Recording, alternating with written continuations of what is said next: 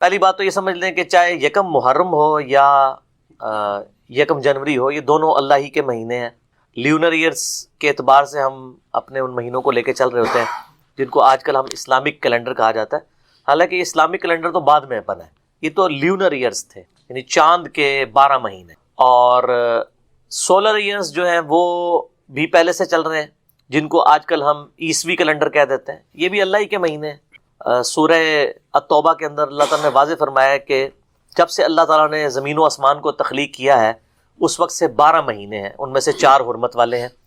وہ بخاری مسلم میں ہے کہ وہ 3 کنسیکٹیو ہیں. نمبر 1 ذی قعدہ، دوسرا ذوالحجہ، تیسرا محرم، اور چوتھا جو ہے وہ رجب ہے، وہ الگ سے ہے. تو یہ 12 مہینے ہیں، چاہے عیسوی کیلنڈر ہو جس کو ہم سولر کیلنڈر کہتے ہیں، چاہے وہ ہجری کیلنڈر ہو جسے ہم لیونر کیلنڈر کہتے ہیں، چاند کے مہینے. اس کے اوپر آلریڈی میرے بڑی ڈیٹیل سے گفتگو ریکارڈڈ ہے عیسوی کیلنڈر اور ہجری کیلنڈر کے اعتبار سے. جسے شوق ہو تو وہ دیکھے، میں آج اس کو ڈسکس نہیں کروں گا. تو یہ ٹیکسٹ میسج کوئی بھیج دیتا ہے یا کسی کو مبارکباد بھیج دیتا ہے تو یہ کوئی دین کا مسئلہ نہیں ہے کہ اسے بدعت کی کیٹیگری میں فال کروایا جائے. ہیپی نیو ایئر ہو یا کوئی برتھ ڈے منا دیتا ہے تو یہ دینی ایکٹیویٹی نہیں ہے. اسلام میں جو دینی ایکٹیویٹی ہے نا، اس میں کوئی چیز داخل کرنا یہ بدعت کی کیٹیگری میں فال کرتا ہے. یا کسی غیر مسلم کی دینی ایکٹیویٹی کے ساتھ ریزیملنس کرنا وہ حرام کی کیٹیگری میں فال کرتا ہے. جس طرح کہ کرسمس ہے یا ہولی ہے یا دیوالی ہے، اس کو منانا یہ اسپیسیفکلی یعنی دینی ایکٹیویٹیز ہیں. اور انہی پہ وہ حدیث فٹ ہوگی جو سنن نبی داؤد کے اندر موجود ہے کہ نبی صلی اللہ علیہ وآلہ وسلم نے فرمایا من تشبہ بقوم فہو منہم، جس نے جس قوم کی مشابہت اختیار کی، ریزیمبلنس اختیار کی، وہ انہی میں سے شمار کیا جائے گا. تو وہ مذہبی ایکٹیویٹیز میں مشابہت ہے. اب یہ برتھ ڈے منانا یا ہیپی نیو ایئر کا میسج کرنا یہ کوئی مذہبی ایکٹیویٹی نہیں ہے، یہ دنیاوی اعتبار سے. ایون کوئی جمعۃ المبارک بھی کہہ دیتا ہے. وہ سعودیہ کے مولوی ذرا اس معاملے میں سخت ہیں، ان کو سمجھ ہی نہیں آئی کہ بدعت کی ڈیفینیشن ہی کچھ اور ہے. بدعت کی جو ڈیفینیشن چاہیے بخاری اور مسلم کے اندر، من احدث فی امرنا ھذا ما لیس منہ فہو رد، جس نے ہمارے امر میں جو ہم نے تعلیم کیا ہے ایز اے دین، اس میں کوئی چیز خود سے داخل کر دی جو اس کا اصل میں نہیں تھی، وہ مردود ہے، وہ بدعت ہے. جو دین میں چیزیں داخل نہیں ہیں وہ آپ دنیاوی ایکٹیویٹیز کے طور پہ جتنی مرضی کریں، اس کے اندر کوئی یعنی قدغن شریعت کی طرف سے نہیں لگتی. یعنی اگر آپ کہیں کہ جی مسجد کے اندر ایئر کنڈیشن لگانا یا مسجد میں قالین بچھانا، یہ سب کے سب دنیاوی معاملات ہیں. اگرچہ یہ دین تک کی یعنی سربلندی کا ایک ذریعہ ضرور ہے، لیکن یہ اسپیسیفکلی دین نہیں ہے. یعنی کوئی شخص یہ نہیں کہتا کہ جی نماز پڑھتے وہ نیت کرے کہ جی اوپر اس قالین کے اور نیچے اس پنکھے کے، سامنے اس ایئر کنڈیشن کے اللہ اکبر، یہ تو کوئی نہیں کہہ رہا ہوتا. یا آج لوگ حج کرنے کے لیے اگر چلے جاتے ہیں ایروپلین کے اندر، تو وہ ایک دین کو سپورٹیو ذریعہ ضرور ہے، لیکن وہ دین میں کوئی چیز داخل نہیں ہوئی. حج کے وہی ارکان ہیں جو شروع سے چلتے آ رہے ہیں، اس میں تو کوئی فرق نہیں آیا. یہ دین میں طریقے ہیں، اور یہ جو دین میں طریقے ہیں ان کے بارے میں صحیح مسلم کے اندر حدیث موجود ہے. نبی صلی اللہ علیہ وآلہ وسلم نے ارشاد فرمایا جس نے اسلام میں کوئی اچھا طریقہ جاری کیا، اچھا طریقہ، اچھی بدعت نہیں، اس کو اس کا ثواب ملے گا، اور جتنے لوگ اس کے اوپر عمل کریں گے ان کا ثواب بھی اس کو ملے گا، اور ان کے ثواب میں کمی نہیں ہوگی. اور جس نے اسلام میں برا طریقہ جاری کیا اس کا وبال اس پہ ہوگا، اور جتنے لوگ اس پہ عمل کریں گے ان کا وبال بھی کمبائنڈ فارم میں اس شخص پہ ہوگا، اور ان کے اپنے وبال میں بھی کمی نہیں ہوگی کہ جی حضرت صاحب ہمارا بوجھ اٹھا لیں گے. نہیں، اپنا بوجھ اپنے ساتھ رہے گا. یہ جو ہیپی نیو ایئر ہے یہ دین کے اندر کوئی ایکٹیویٹی نہیں ہے. اگر کسی کو ٹیکسٹ کر دیتا ہے تو ایک دنیاوی ایکٹیویٹی ہے مبارکباد کے طور پہ، ٹھیک ہے. اور پھر یہ کہنا جی عیسوی کیلنڈر جو ہے یہ کافروں کا ہے، اور پھر وہ پتہ نہیں کیا کچھ انہوں نے بنایا. وہ کہتے ہیں دیکھیں جی ہم AD بولتے ہیں. اب یہ کون سا چل رہا ہے اس وقت؟ آج ہے 30 دسمبر 2018، یعنی 2018 AD. اور وہ کہتے ہیں یہ دیکھیں جی AD کا تو مطلب ہے آفٹر ڈیتھ، تو عیسیٰ علیہ السلام کی ڈیتھ کے بعد. حالانکہ ان کو پتہ ہی نہیں ہے کہ AD کا مطلب آفٹر ڈیتھ ہے ہی نہیں ہے، یہ خود سے بنایا آپ نے. BC بیفور کرائسٹ وہ تو ہے، AD آفٹر ڈیتھ نہیں ہے. یہ آفٹر کرائسٹ ہوتا نا، AC ہوتا. یہ ہے لیٹن ورڈ ہے اینو ڈومینی. اینو ڈومینی کا مطلب ہے ایئر آف دا لارڈ، یعنی ہمارے آقا کی پیدائش کا سال. یعنی کرسچن اس کو مناتے تھے اس حوالے سے کہ یہ ہمارے آقا کی پیدائش کا سال ہے. عیسیٰ علیہ السلام جو زندہ آسمانوں پہ اٹھائے گئے ہیں یا ان کے نزدیک اسیسینیٹ کیے گئے ہیں، وہ 33 عیسوی میں کیے گئے ہیں. 25 دسمبر کی تو پیدائش ہے. وہ سال جو تھا نا جس سال وہ پیدا ہوئے تھے وہ ہے ایئر آف دا لارڈ، اینو ڈومینی. اور اٹھائے گئے ہیں وہ 33 عیسوی میں، 33 ایئرز جب ہوئے تھے عیسوی کے اس میں، تو یہ اینو ڈومینی ہے. اب تو اس کو بھی چینج کر کے انہوں نے کر دیا ہے سی ای. آپ اگر دیکھیں نا ابھی نیٹ پہ گوگل پہ دیکھیں تو 2018 سی ای 2019 سی ای آئے گا. سی کا مطلب ہے کامن ایرا، یعنی جو مشہور زمانہ ہے. یعنی نبیوں کا کنسپٹ ہی انہوں نے خارج کر دیا ہے جان بوجھ کے. اس لیے میں کہتا ہوں مسلمانوں کو تو اے ڈی کا ورڈ یوز کرنا چاہیے، کیونکہ عیسی علیہ السلام بھی تو ہمارے ہیں. انہوں نے بی سی ای بیفور کامن ایرا، یعنی بی سی جو بیفور کرائسٹ تھا اس کو بدل کے بی سی ای کر دیا، اور جو اینو ڈومینی تھا اے ڈی اس کو بدل کے انہوں نے کر دیا کرنٹ یعنی کامن ایرا سی ای کر دیا. تو ہم تو یعنی اس کے اوپر ٹیکسٹ میسج کو کر دیں، یکم محرم پہ بھی کوئی ٹیکسٹ میسج کر دیں، اس کے اوپر کوئی یعنی بدعت کا فتویٰ نہیں لگانا چاہیے. یعنی تھوڑا بندے کو حوصلہ کرنا چاہیے. ہر چیز کے اوپر بدعت کا فتویٰ لگانا، اس میں ڈر لگا رہتا ہے کہ انسان جب اس قسم کی فتویٰ بازی کرتا ہے تو اس کے اوپر فتوے خود سے لوٹ سکتے ہیں.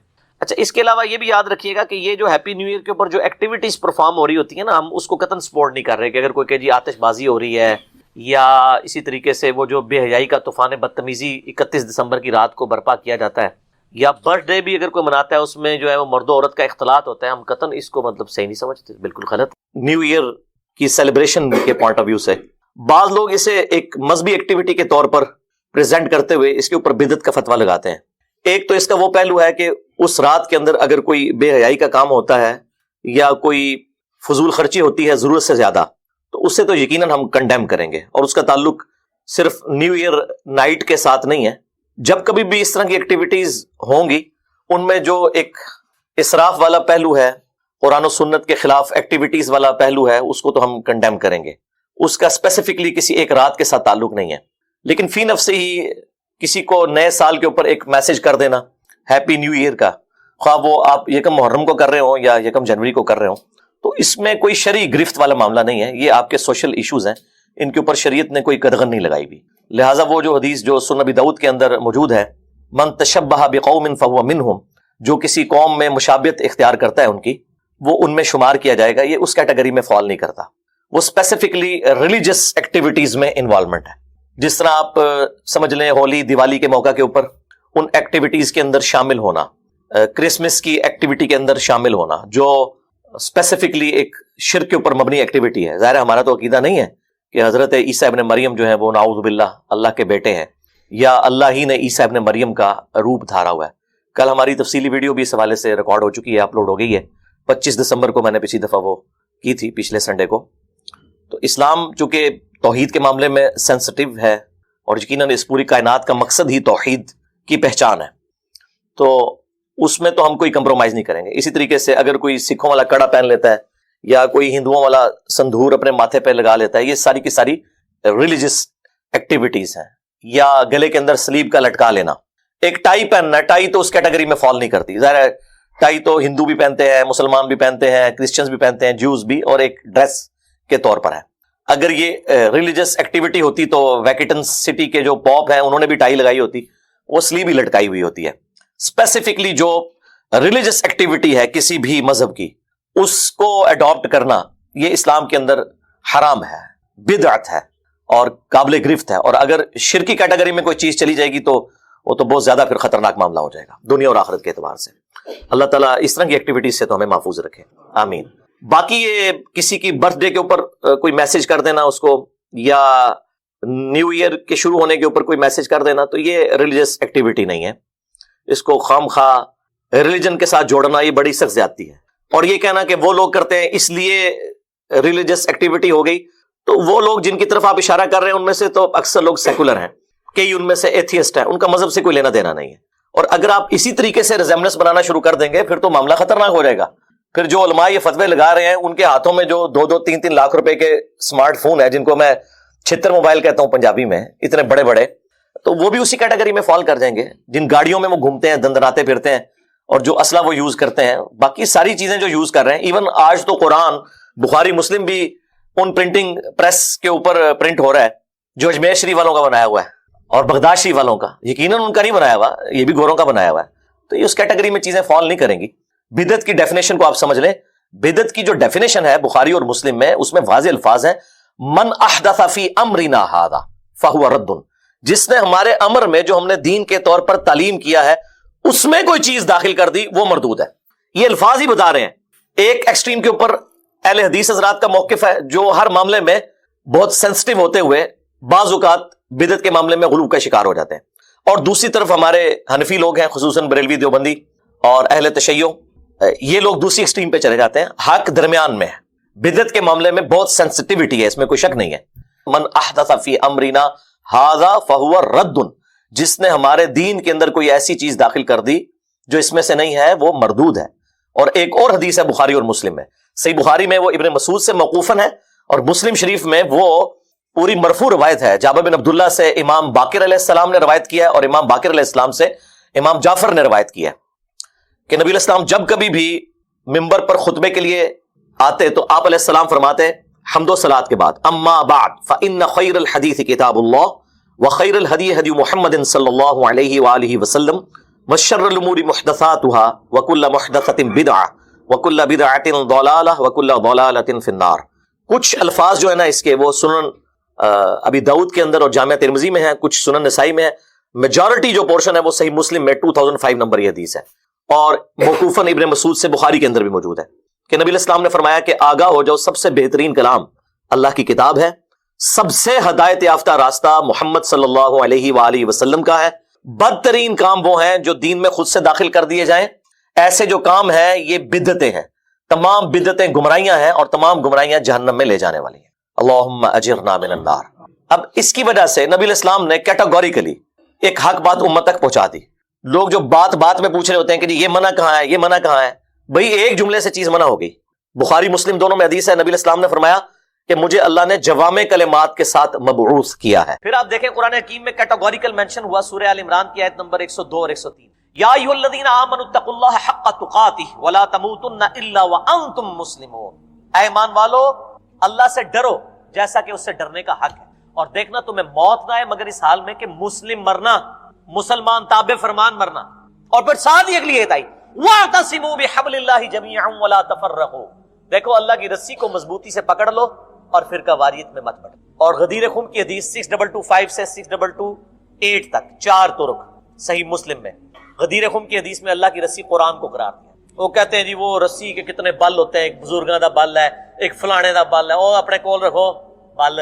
نبی علیہ السلام خود فرما کے گئے صحیح مسلم میں کہ یہ اللہ کی رسی کتاب اللہ ہے. تو اللہ تعالیٰ نے فرمایا کہ اللہ سے ڈرو اور مسلمان مرنا، اور اللہ کی رسی قرآن کو مضبوطی سے پکڑ لو اور فرقہ واریت میں مت بٹو. اس کا مطلب یہ ہے کہ فرقوں سے بچنے کا علاج اللہ کی کتاب ہے. کامن بانڈ ہوگا تو آپ آگے چلیں گے نا. اور اس کا مطلب یہ بھی نکلا کہ جو اللہ کی کتاب چھوڑ دے گا وہ ہمیشہ فرقہ واریت میں پڑ دے گا. And vice versa. ہماری انجینئرنگ کی لینگویج میں ہم اپنی میکینیکل انجینئرنگ میں جب کبھی کوئی اسٹیٹمنٹس لکھتے تھے کہتے تھے اینڈ وائس ورسا. اس کا الٹ بھی درست ہے کہ اللہ کی کتاب کو پکڑو، فرقوں میں مت بٹو. مطلب کیا کہ جو اللہ کی کتاب پکڑے گا وہ فرقوں سے بچ جائے گا، اور جو فرقے بنائے گا اس کو کبھی توفیق نہیں ہوگی کتاب اللہ پکڑنے کی. یہ لازم و ملزوم ہے کہ آپ اللہ کی کتاب کو پکڑیں گے تو فرقوں سے بچیں گے، اور فرقہ واریت میں پڑھیں گے کتاب اللہ آپ کے ہاتھ سے جاتی ہے. سیدھی سی بات. اور میں نے پہلے بھی عرض کیا کہ یہ شرم کا مقام ہے کہ آج لوگ بریلوی دیوبندی اہل حدیث شیعہ کہتے ہوئے فخر محسوس کرتے ہیں، مسلم کہتے ہوئے شرماتے ہیں کہ پتہ کو پوچھنے والے کو نواں فرقہ ہے. یہ نواں نہیں ہے بھائی، یہ شروع ہے. سورۃ الحج آیت نمبر 78 هو سماکم المسلمین من قبل وفی ھذا ملت ابیکم ابراہیم. پیروی کرو ابراہیم علیہ السلام کی ملت کی. هو سماکم المسلمین من قبل وفی ھذا، جس نے اس قرآن کے نزول سے پہلے تمہارا نام مسلم رکھ دیا تھا، اور اللہ نے بھی اس کتاب میں تمہارا نام وفی ھذا مسلم رکھ دیا. اللہ نے اپنے پیغمبر کی بات کو انڈورس کیا ہے کہ میرے ابراہیم نے تمہارا نام مسلم رکھا تھا، میں نے بھی اس قرآن میں رکھا. تو یہ تو ابراہیمی نسبت ہے مسلم کہلوانا یا مسلمان کہلوانا، اور آپ انڈین نسبتیں لے کے چل رہے ہیں اور اپنے بزرگوں کی نسبتیں لے کے چل رہے ہیں. ہم تو نبی صلی اللہ علیہ وآلہ وسلم کے جد امجد کی نسبت لے کے چل رہے ہیں، اور یہ وہ نسبت ہے جس کو ہمارے محبوب صلی اللہ علیہ وآلہ وسلم نے اڈاپٹ کیا. سورۃ الانعام کا آخری رکوع پڑھ لیں. قل اننی ہدانی ربی الی صراط مستقیم. اے نبی فرما دیجئے مجھے تو میرے رب نے سیدھا راستہ دکھا دیا ہے. دینا قیما ملت ابراہیم حنیفا، وہ دین جو کہ کھڑا ہے ابراہیم کی ملت پہ.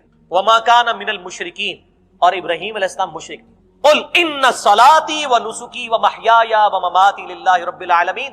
اے نبی علیہ السلام یہ بھی اللہ کے حضور عرض کیجئے اور ان کے سامنے اعلان کر دیجئے بے شک میری نماز، میری قربانی، میرا جینا، میرا مرنا سب کچھ اللہ کے لیے جو سارے جہانوں کا پالنے والا. وبذالک امرت، اور مجھے میرے اللہ نے اسی بات کا حکم دیا ہے وَأَنَا أَوَّلُ الْمُسْلِمِينَ، کہ سب سے پہلے میں کہوں کہ میں پہلا مسلمان ہوں.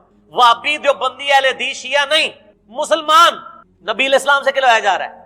میرے بھائی ان آیتوں پہ کسی نے نہیں، یہ صرف انجینئر صاحب نے عمل کرنا ہے ان آیتوں کے اوپر. وانا اول المسلمین. اور پھر اللہ تعالیٰ نے سورہ ال عمران میں ارشاد فرمایا ما کان ابراہیم یہودی ولا نصرانی. اور ابراہیم نہ تو یہودی تھے نہ نصرانی تھے. حالانکہ یہودی اور نصرانی بھی اپنے اپنے وقتوں میں اللہ کی نبی کی امتیں ہیں، لیکن اللہ تعالیٰ فرما رہا ہے نہیں، اس بنیاد پہ نہ اپنے آپ کو ڈیوائڈ کرو. ما کان ابراہیم یہودی ولا نصرانی ولکن کان حنیفا مسلما وما کان من المشرکین. ابراہیم نہ یہودی تھے نہ نصرانی تھے، بلکہ ولکن کان حنیفا، بلکہ وہ تو اکیلے سب سے ٹوٹ کر اللہ کے ہو جانے والے حنیفا مسلم تھے. وما کان من المشرکین، اور مشرک. یار ابراہیم علیہ السلام مسلم، نبی صلی اللہ علیہ وآلہ وسلم مسلم، اور اگر انجینئر محمد علی مرزا صاحب اپنے آپ کو مسلم کہیں تو ان کو تکلیف ہوتی ہے. تو میں آپ کو تکلیف پہنچاؤں گا انشاءاللہ، کیونکہ نہ میں وہابی نہ میں بابی، میں ہوں مسلم علمی کتابی الحمدللہ. تو ٹھیک ہے، ہمارا یہ اگر مقدس جرم ہے تو آپ ضرور اسے سمجھیں اور اس کے خلاف بولیں، تاکہ جب لوگ قرآن پڑھیں گے وہ خود بخود آپ کو کنڈیم کر دیں گے انشاءاللہ تعالی. اور یہ صرف ہماری امت کے ساتھ نہیں ہوا. سورۃ الفرقان سورۃ المومنون کی آیت نمبر 53 میں آتا ہے کہ جب نبی دنیا سے چلے جاتے تھے نا، ان کے پچھلے یہی کیا کرتے تھے فَتَقَطَّعُوا أَمْرَهُمْ بَيْنَهُمْ زُبُرًا. نبیوں کے جانوں کے بعد انہوں نے دین کو پارا پارا کر دیا. كُلُّ حِزْبٍ بِمَا لَدَيْهِمْ فَرِحُونَ. ہر فرقہ اس بات پہ خوش ہے جو اس کے ہاتھ میں. یعنی یہودی اس بات پہ خوش تھے کہ دیکھیں جی جو ہے حضرت عیسیٰ علیہ السلام جن کو تم اتنا بڑا مانے ہوئے ہو، وہ بھی مطلب جو ہے وہ موسیٰ علیہ السلام کے بعد آئے ہیں، وہ تو ہماری یہودیوں کی اولاد میں سے تھے. اور عیسائی اس بات کے اوپر خوش ہوتے تھے اللہ تعالیٰ نے ان کو اتنے بڑے بڑے معجزات دیے، ہماری تو نسبت ابراہیم علیہ السلام کے ساتھ ہے. یہودی بھی یہی کہتے تھے، وہ نسبتیں لے کے بیٹھے ہوئے تھے. کل حزب بما لدیہم فرحون. ہر فرقہ اس پہ خوش ہے جو اس کے پاس ہے. وہ کہتے تھے ہم پر من و سلوہ نازل ہوا، یہودی کہتے تھے. عیسائی کہتے تھے ہم پر اللہ تعالیٰ نے آسمان سے کھانا نازل کیا. کل حزب بما لدیہم فرحون. یہاں پہ بھی آپ دیکھ لیں ہر فرقہ اس پہ خوش ہے جو اس کے پاس ہے. اہل حدیث کہیں گے جی او چلو جی ساڑھے جو اور خرابیاں نے توحید کم از کم ٹھیک ہے نا جی. دیوبندیوں کے پاس جائیں گے وہ کہیں گے چلیں جی تقلید اور باقی مسئلے چھوڑیں، کم از کم صحابہ کا دفاع تو ہم کر رہے ہیں نا. بریلویوں کے پاس جائیں وہ کہیں گے جی بزرگوں اور اولیاء اللہ کی مزارات کو تم نے بات کیا ہوا نا، چلے کچھ نہیں ہے تو. اور شیعہ کہیں گے جی دیکھیں جی آپ تو خود مانتے ہیں غدیر خون پہ اہل بیت کا ذکر تھا، اہل بیت میں پھر اسی پھڑے ہیں نا. ویسے ان کہتے ہیں نہیں ساڑھے سے زیادہ انجینئر صاحب نے پھاڑ لیا. یہ بھی ان پرانے جملے ہو گئے. کل حزب بما لدیہم فرحون. ہر فرقہ اس پہ خوش ہے جو اس نے پکڑی ہوئی ہے جزیاتی دین، حالانکہ کلی دین لینا ہے. تو کلی دین وہی لے گا جو یہ علم بلند کرے گا کہ نہ میں وہابی نہ میں بابی، میں ہوں مسلم علمی کتاب انشاءاللہ تعالی. اچھا، اور پھر یہ دیکھیں کہ سورۃ الانعام کی آیت نمبر 159 میں اللہ تعالیٰ نے فرمایا کہ ایسے لوگوں کا نبی علیہ السلام سے کوئی نسبت کے ساتھ تعلق بھی نہیں جو فرقہ واریت میں پڑھتے ہیں. ان الذین فرقوا دینہم وکانوا شیعا لست منہم فی شیء. اے نبی جنہوں نے اپنے آپ کو گروہوں میں بانٹ لیا اور دین میں فرقے بنا لیے، آپ کا ان سے کوئی تعلق نہیں. یہ تعویل خاص کے اعتبار سے تو یہود و نصارہ کے بارے میں ہے کہ انہوں نے فرقہ واریت پھیلا دی، اور تعویل عام میں اس امت کے بارے میں بھی ہے. آپ کا ان سے کوئی تعلق نہیں. انما امرہم الی اللہ. ان کا معاملہ اللہ کے سپرد. ثم ینبئہم بما کانوا یفعلون. پھر اللہ تعالیٰ ان کو بتا دے گا جو دنیا میں وہ کرتوت کیا کرتے. اور وہ کیا بتائے گا؟ وہ بڑی ڈاڈی آیت ہے جی. سورہ آل عمران کی آیت نمبر ہے 105. بڑی ڈاڈی آیت ہے جی. یہ واعتصموا بحبل اللہ جميعا ولا تفرقوا، یہ تو آیت ہے 103. اس کی 2 آیتیں آگے جا کے اس سے بھی زیادہ سخت آیت آئی ہے جس میں سائملٹینیس کنٹراسٹ بتایا گیا، دوسرے انداز میں اسی بات کو پریزنٹ کیا گیا. اعوذ باللہ من الشیطان الرجیم. ولا تکونوا كالذین تفرقوا واختلفوا من بعد ما جاءهم العلم. دیکھنا ہے مسلمانوں ان لوگوں کی مانند مت ہونا جنہوں نے فرقے بنا لیے اور علم آ جانے کے بعد اختلاف کیا. یعنی کون؟ یہود و نصارہ. یہود و نصارہ والا کام تم نہ کرنا. وہ ہم کہتے ہیں نا یہ آیت ہے ان الذین فرقوا دینہم وکانوا شیعا، وہ کہتے ہیں یہ تو یہود و نصارہ کے بارے میں نازل ہوئی ہے کہ نبی آپ یہود و نصارہ نے جو فرقے بنائے آپ کا ان سے تعلق نہیں ہے. وہ تو اڑے بارے بھی ہے. یہاں پہ اللہ تعالیٰ فرما رہا ہے واعتصموا بحبل اللہ جميعا ولا تفرقوا. اللہ کی رسی کو مضبوطی سے تھام لو، فرقہ واریت میں مت بٹو. اس کے بعد اللہ تعالیٰ 2 آیات کے بعد فرما رہا ہے دیکھنا مسلمانوں تم ان لوگوں کی مانند یعنی یہود و نصارہ کی مانند مت ہونا جنہوں نے فرقے بنائے اور اختلاف کیا علم آ جانے کے بعد، بینات روشن دلائل آ جانے کے بعد. وَأُولَئِكَ لَهُمْ عَذَابٌ عَظِيمٌ. اور ان کے لیے ہوگا عذاب عظیم. جو لوگ فرقے بنائیں گے، اختلاف کریں گے، علمی اختلاف نہیں بلکہ بزرگ بابوں کی بنیاد کے اوپر تفرقہ بازی ڈال دیں گے، اللہ تعالیٰ فرماتا ہے ان کے لیے بہت بڑا عذاب ہے. وَلِعَوْذُ بِاللَّهِ تَعَالَى. اس حوالے سے میں اسی کوشچن کے اینڈ میں سورۃ الانعام کی آیت نمبر 153 بھی چاروں بیان کر دوں سلوشن کے طور پہ. یعنی رونا تو سارے روتے ہیں نا، سلوشن کوئی نہیں دیتا. ہم سلوشن بھی دیتے ہیں ساتھ علاج بھی دیتے ہیں, صرف رونا نہیں روتے. سورۃ الانعام آیت نمبر 153 میں اللہ تعالیٰ نے سولوشن دیا ہے فرقہ واریت سے بچنے کا. اعوذ باللہ من الشیطان الرجیم, بسم اللہ الرحمن الرحیم. وَأَنَّ هَذَا صِرَاطِي مُسْتَقِيمًا, اور نبی صلی اللہ علیہ وآلہ وسلم سے کہا گیا آپ فرما دیجئے کہ بے شک یہ ہے میرا راستہ جو کہ سیدھا ہے. فَاتَّبِعُوهُ, اس کی پیروی کرو. وَلَا تَتَّبِعُوا السُّبُلَ, اور ادھر ادھر کے راستوں کی پیروی مت کرنا. فَتَفَرَّقَ بِكُمْ, وہ تمہیں فرقوں میں ڈال دے گا, تمہیں ٹکڑوں ٹکڑوں میں بانٹ دے گا. عن سبیلہ, میرے راستے سے. ذالک وصاکم بہ, یہ وہ ہے جس کی وصیت کی جاتی ہے تمہیں. لعلکم تتقون, تاکہ تم ڈر جاؤ. یہ آیت مسند احمد میں صحیح سند کے ساتھ حدیث ہے. مشکات المصابیح میں بھی انٹرنیشنل نمبر کے مطابق 166 ہے کہ نبی صلی اللہ علیہ وآلہ وسلم نے زمین پر ایک سیدھی لکیر ایک دفعہ کھینچی, دائیں بائیں ٹیڑھی لکیریں کھینچی, اور پھر اس سیدھی لکیر کے اوپر ہاتھ رکھا اور فرمایا یہ دائیں بائیں شیطان کے راستے ہیں, ہر راستے پہ ایک شیطان بیٹھا ہوا تمہیں اپنی طرف بلا رہا ہے, اور میں تمہیں اس راستے کی طرف بلا رہا ہوں. آپ نے اس سیدھی لکیر پہ یہ انگلی چلائی اور یہی آیت پڑھی, وَأَنَّ هَذَا صِرَاطِي مُسْتَقِيمًا, اور آگاہ ہو جاؤ کہ یہ ہے میرا راستہ جو کہ سیدھا ہے. فَاتَّبِعُوهُ, اس کی پیروی کرو. وَلَا تَتَّبِعُوا السُّبُلَ, ارد گرد کے ٹیڑھے راستوں کی پیروی مت کرنا. فَتَفَرَّقَ بِكُمْ عَنْ سَبِيلِهِ, یہ تمہیں فرقوں میں ڈال دیں گے, پھاڑ دیں گے تمہیں اللہ کے راستے سے. ذَلِكَ وَصَّاكُمْ بِهِ لَعَلَّكُمْ تَتَّقُونَ, یہ ہے وہ جس کی تمہیں وصیت کی جاتی ہے تاکہ تم اللہ سے ڈر جاؤ. فَتَقَطَّعُوا أَمْرَهُمْ بَيْنَهُمْ زُبُرًا, انبیاء کرام علیہ السلام کے جاننے کے بعد, ان کے چلے جانے کے بعد, ان کے فالوورز نے آپس میں توڑ ڈالا احکامات کو اور جمعیت کو پارا پارا کر دیا. کل حزب بما لدیہم فرحون, اور ہر گروہ اس بات پر خوش ہے کہ جو اس کے ہاتھ میں ہے. تو یہ میں نے پچھلی دفعہ بھی عرض کیا تھا کہ یہ آیت من و عن اسی طریقے سے چسپاں ہوئی ہے اس امت میں بھی, کیونکہ صحیح بخاری اور صحیح مسلم کی متفق علیہ حدیث ہے کہ آپ صلی اللہ علیہ وآلہ وسلم نے ارشاد فرمایا کہ تم بھی اگلے لوگوں کے پیچھے چل پڑو گے, قدم بقدم بالشت بر بالشت, حتیٰ کہ اگلے لوگوں میں سے کوئی گوہ کے سوراخ میں داخل ہوا تو تم بھی وہی کام کرو گے.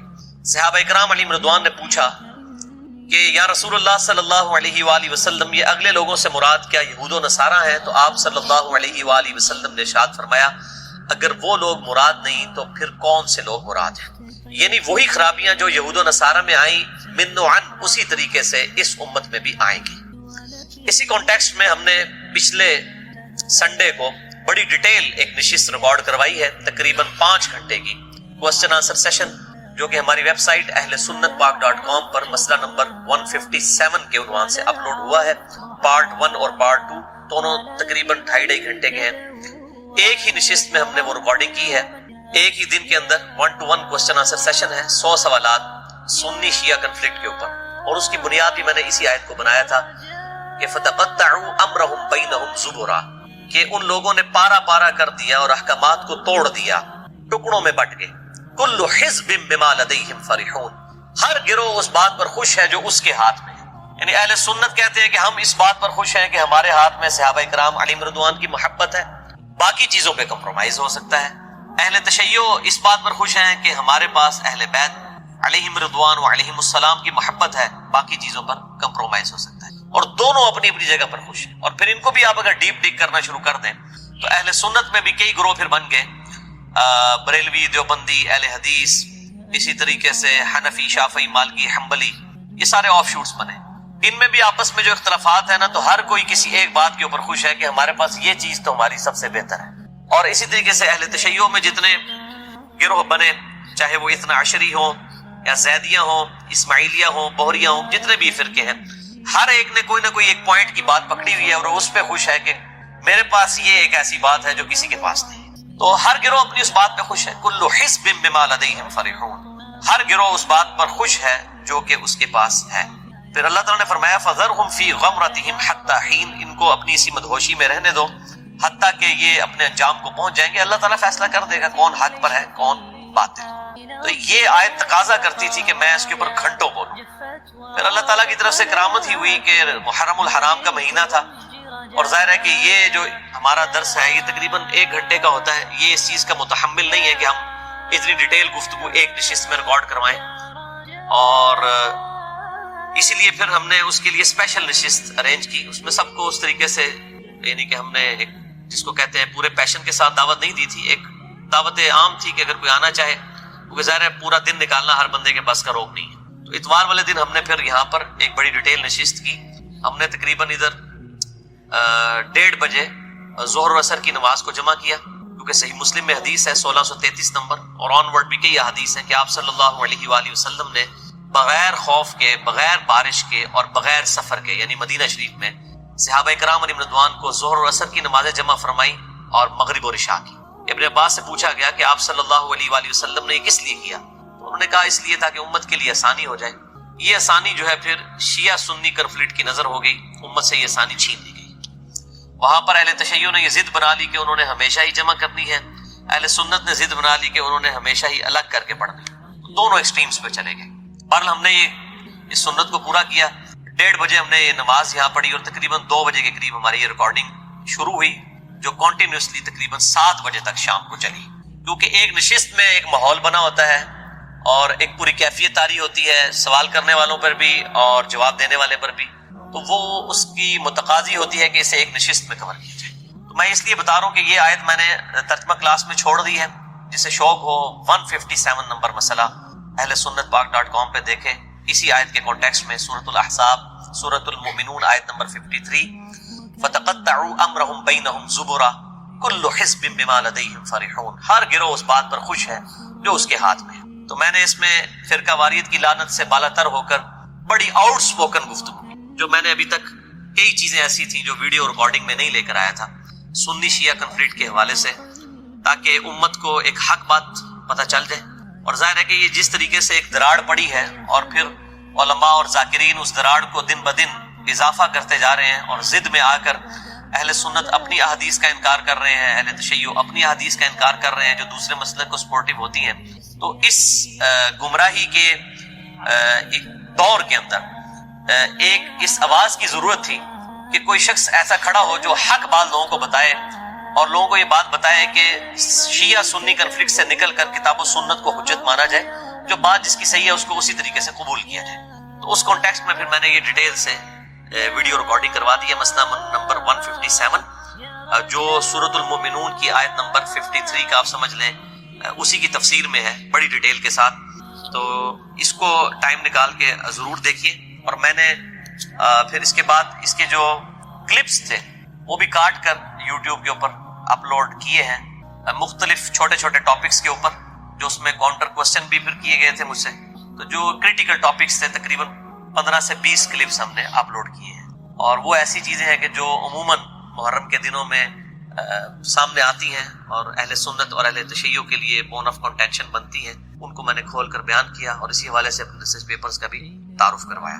تو ویسے تو میری عادت یہی ہے کہ جب یہ آیات اس قسم کی آتی ہیں، مسئلہ تقدیر پہ آیات آئیں تو میں نے تقریباً 7 گھنٹے گفتگو کی 4 نشستوں میں، تو لیکن یہ شیعہ سنی کنفلکٹ 4 نشستوں میں کرنا مشکل ہو جاتا ہے، کیونکہ ظاہر ہے کہ کاؤنٹر کوسچننگ جب ہوتی ہے تو وہ پھر اسی نشست میں ایک بات پہلے گزر چکی ہوتی ہے، اور اگر یہ اگلے ہفتے ہو رہی ہو پھر وہ اس بات کا حوالہ دینے کے لیے پھر وہ بات ریپیٹ کرنی پڑتی ہے۔ جیسا کہ قرآن حکیم میں بھی آپ دیکھیں کہ آدم اور ابلیس جو ہے وہ 7 دفعہ ریپیٹ ہوا ہے، جب ضرورت پڑتی ہے تو دوبارہ وہ ریپیٹ کرنا پڑتا ہے۔ تو اکثر لوگ کہتے ہیں باتیں ریپیٹ ہو جاتی ہیں، تو قرآن کی بھی یہی سنت ہے کہ باتیں ریپیٹ ہوتی ہیں، جب ضرورت پڑے گی تو بات ریپیٹ ہوگی۔ حضرت موسیٰ علیہ السلام کے واقعات کئی دفعہ قرآن حکیم میں جب ضرورت پڑی تو ریپیٹ ہوئی۔ تو یہاں پہ میں نے ضروری سمجھا کہ تعارف کروا دوں آپ کو۔ آج انشاءاللہ تعالیٰ ہم سورۃ المؤمنون کو کنکلوڈ کریں گے، آیت نمبر 78 سے آن ورڈ، آخری 2 رکوع۔ وَهُوَ الَّذِي أَنشَأَ لَكُمُ السَّمْعَ وَالْأَبْصَارَ، وہی اللہ ہے کہ جس نے بنائے تمہارے لیے کان اور آنکھیں، والافئدہ اور دل یا عقل، کچھ بھی ترجمہ کر لیں۔ قلیلا ما تشکرون، لیکن تم میں سے بہت ہی کم لوگ ہیں، بہت کم ہے کہ جو شکر گزاری کی روش اختیار کرتے ہیں۔ وَهُوَ الَّذِي ذَرَأَكُمْ فِي الْأَرْضِ وَإِلَيْهِ تُحْشَرُونَ، اور وہی ہے جس نے زمین کو تمہارے لیے بچھونا بنایا، پھیلا دیا، اور تمہیں اسی کی طرف لوٹ کر جانا ہے۔ ابھی اللہ تعالیٰ نے کئی ایک جو فزیکل فینومینا آف نیچر ہیں اور اللہ تعالیٰ کی قدرتیں ہیں ان کو یہاں پر کنٹینیوسلی کئی آیات کے اندر بریف کیا جائے گا، جس میں سے ایک چیز یہ بڑی اہم ہے کہ اللہ تعالیٰ نے زمین کو بچھونا بنایا ہے۔ اب بعض غیر مسلموں نے یہی آیات اٹھائی ہیں قرآن حکیم سے، اور انہوں نے یہ پلی لی ہے کہ قرآن حکیم شاید یہ کانسیپٹ رکھتا ہے کہ زمین جو ہے یہ بالکل فلیٹ ہے، وہ کہتے ہیں بچھونا بنایا۔ حالانکہ یہ بات عربی لنگوسٹک میں محاورتاً یہ بات ہو رہی ہے کہ زمین کو اس قابل بنایا ہے کہ تم اس کے اوپر چل پھر سکو، یعنی فورس آف گریوٹی اس کے اندر شامل ہے. اور پھر ظاہر ہے کہ ایک پورے آپ کرۂ ارض کو دیکھیں، اس میں ایک بہت بڑا بھی اگر کوئی پیس آف لینڈ کنسیڈر کریں گے تو وہ فلیٹ ہی ہوتا ہے، کیونکہ 40,000 کلومیٹر کا سرکمفرنس ہے زمین کا. اس میں اگر کوئی 1 کلومیٹر کنسیڈر کرے اتنے بڑے سرکل میں تو وہ اسٹریٹ لائن ہی ہوتا ہے. تو بچھونا تو ہے اس حوالے سے. اوور آل اسٹرکچر اس کی یقیناً جو ہے وہ گول ہے، سفیریکل ہے، لیکن اس اعتبار سے بچھونا ہے کہ انسان اس کے اوپر چل سکتے ہیں. اگر یہ فورس آف گریوٹی ڈسٹرب ہو جائے، ہمارے پاؤں اور زمین کے درمیان جو ریزسٹنس کی قوت ہے یہ ختم ہو جائے تو انسان زمین کے اوپر چل نہیں سکتا. جتنی بھی سائنٹیفک فیلڈ میں جتنی بھی چیزیں جو ایجادات ہیں، انوینشنز ہیں، وہ پاسبل ہی نہیں ہے جب تک ریزسٹنس نہیں ہوگی. یہ سب کا سب یعنی پوری دنیا کا پہیہ جو ہے وہ ریزسٹنس کے اوپر چل رہا ہے. کوئی گاڑی چلتی ہے تو وہ اسی قانون کے تحت اس کے ٹائر اور زمین کے درمیان جو ریزسٹنس ہے، اسی طریقے سے اس کے اندر جو انجن لگا ہوا ہے اس میں جو بیلٹ کا میکانزم ہے یا گیئر ٹرانسفر ہونے کا میکانزم ہے یا کلچ کے ذریعے پاور کی ٹرانسمیشن ہے، وہ سب کی سب ریزسٹنس کے اوپر ہے. تو یہ اللہ تعالیٰ نے یہ سارے کے سارے فزیکل فینومینا آف نیچر جو ہے وہ اتنے محکم بنائے ہیں کہ انسان اپنے ایجادات کر سکتا ہے. تو یہاں پر بچھونا سے مراد یہ ہے کہ اس نے اس قابل بنایا ہے کہ تم اس کو، حالانکہ گول ہے لیکن اتنے بڑے سپین کے اوپر گول ہے کہ تھوڑے سے پورشن میں اگر آپ پیدل چلتے ہیں تو آپ کو گلائی فیل نہیں ہوتی، ورنہ اگر یہ اس کی گلائی بہت شارپ ہوتی تو انسان کے لیے پاسبل نہ ہوتا. یہ میں اس لیے ساتھ ساتھ بتاتا ہوں، مجھے ای میلز آتی رہتی ہیں، اب ہر بات کے اوپر اسپیشل لیکچر ریکارڈ کروانا مشکل ہو جاتا ہے، تو جہاں جہاں وہ آیات آتی ہیں میں ان کو اس طریقے سے بریف کرتا چلا جاتا ہوں. وَهُوَ الَّذِي يُحْيِي وَيُمِيتُ، وہی اللہ ہے جو کہ زندہ کرتا ہے اور موت دیتا ہے. وَلَهُ اخْتِلَافُ اللَّيْلِ وَالنَّهَارِ، اور اسی کے لیے ہے رات اور دن کا عدل اور بدل، یعنی آنا جانا جو ہے، یہ گردش جو ہے یہ اسی کے لیے ہے مراد. یہ اس فزیکل فینومینا آف نیچر کے پیچھے بھی وہی اللہ ہے. افلا تعقلون، کیا تم عقل نہیں رکھتے؟ اس کائنات میں جتنے بھی میرے بھائیوں فزیکل فینومینا آف نیچر ہے ان سب کے پیچھے گاڈ ہے. اور میں اکثر بولتا ہوں God is the only explanation of all the physical phenomena in this universe. خدا ہی وضاحت ہے اس کائنات میں ہونے والے ہر فزیکل فینومینا. سائنس صرف 2 سوالوں کے ساتھ ڈیل کرتی ہے، وٹ اور وائی، کیا اور کیوں. کیا ہوا؟ زلزلہ آیا. کیوں آیا؟ ٹیکٹونک پلیٹس کے ڈسٹربنس کی وجہ سے. لیکن تیسرا سوال بڑا خطرناک ہے، ہاؤ، یہ کیسے ہو گیا؟ تو سائنس کہتی ہے it is physical phenomena of nature. وہ کہتے ہیں ہمارا سوال ہی نہیں ہے، یہ ایسا ہی ہوا کرتا ہے، اسی میں تو قیامت چھپی ہے. یہ ایسا ہی کیوں ہوا کرتا ہے؟ یہ ٹیکٹونک پلیٹس کو ہلنے کا آرڈر کیسے ہوتا ہے؟ ایک چیز بغیر کسی ایکسٹرنل انٹروین کرنے کے کبھی بھی کوئی ایکٹیویٹی پرفارم نہیں کر سکتی. اب کوئی بھی چیز ایک سٹل جگہ پہ رکھ دیں وہ وہیں پر رہے گی جب تک کہ کوئی ایکسٹرنل فورس اس کے اوپر نہ آئے. یہی second law of thermo dynamics بھی ہے کہ انٹروپی ہمیشہ انکریز کرتی ہے. ایک اس کی یہ ڈیفینیشن ہے، یا ریمینز کانسٹنٹ. اور دوسری یہ ہے کہ بغیر ایکسٹرنل پاور کے آپ کوئی ورک کر نہیں سکتے، اس کے بغیر آپ کوئی پوٹینشیل ڈفرنس سے فائدہ اٹھا نہیں سکتے. اگر آپ کہیں کہ جی زمین سے آپ نے 30ویں منزل کے اوپر پانی چڑھانا ہے تو یہ بغیر فورس کے پاسبل نہیں ہے جب تک ایکسٹرنل ورک نہ کیا جائے. ہاں 30ویں منزل پہ جو چڑھی ہوئی چیز ہے وہ نیچے آ جائے گی انڈر گریوٹی، لیکن 30ویں منزل پہ جب چیز چڑھی ہوئی ہوگی تو یہ ماننا پڑے گا کسی کے چڑھانے سے چڑھی ہے، یہ نہیں کہہ سکتے کہ خود بخود ہی چڑھ گئی ہے. تو وہ جو ایکسٹرنل ورک ہے، ٹیکٹونک پلیٹس کی ڈسٹربنس ہو یا کوئی اور چیزیں ہو، انہی کے پیچھے تو خدا ہے.